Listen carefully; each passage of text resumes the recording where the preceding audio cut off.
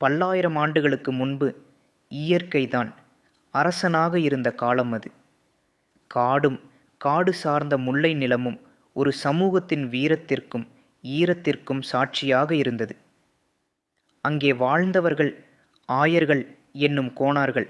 மனிதரும் இயற்கையும் ஒன்றாக வாழ்ந்த காலம் விடியற்காலையிலேயே கன்றுகளின் இனிய குரலும் ஆணிரைகளின் மணிச்சத்தமும் அவர்களின் நாளை தொடங்கச் செய்தது. பால், தயிர், வெண்ணெய் வழங்கிய அந்த கரங்கள் பசியை தீர்த்த கருணையின் கரங்கள். ஆனால் பேராபத்து வந்தால் அதே கரங்கள் வீரத்தின் வடிவமாக மாறின. ஆயர்களின் வீரத்தை பேச வேண்டுமா? அப்படியானால் ஏறுதழுவுதலை நினைவில் கொள்ளுங்கள். இன்று நாம் ஜல்லிக்கட்டு என்று அழைக்கும் இந்த மரபு அன்று ஒரு விளையாட்டு அல்ல, அது ஒரு வாழ்க்கை தேர்வு, ஒரு ஆணின் வீரத்திற்கான சான்று.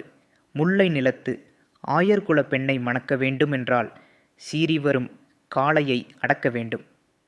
கொம்புகளுக்கு அஞ்சாதவன் மட்டும்தான் ஒரு குடும்பத்தையும் ஒரு குலத்தையும் காப்பாற்றும் வீரன் என்று அவர்கள் நம்பினர்.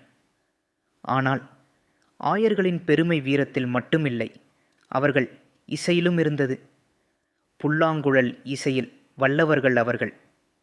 அந்த இசை காட்டையும் அமைதிப்படுத்தியது. அவர்கள் சிலம்பம், வாழ்வீச்சு, மல்யுத்தம், வளரி போன்ற பல கலைகளில் சிறந்து விளங்கினார்கள். போட்டி பந்தயம், போர் எதுவாக இருந்தாலும் இவர்களை வீரத்தாலும் விவேகத்தாலும் வீழ்த்துவது கடினம். அவர்களிடத்தில் அன்பாக பழகினால் பசுவைப் போல் சாதுவாகவும் பாசமாகவும் பழகுவார்கள். ஆயர்கள் நியாயத்திற்கும் நீதிக்கும் தர்மத்திற்கும் கட்டுப்பட்டவர்கள். நீதியும் தர்மம் இரண்டு கண்களாக கொண்டு வாழ்ந்தவர்கள். இவர்கள்தான் முல்லை நிலத்தின் மைந்தர்கள், தமிழர்களின் வீரமரபின் வேர்.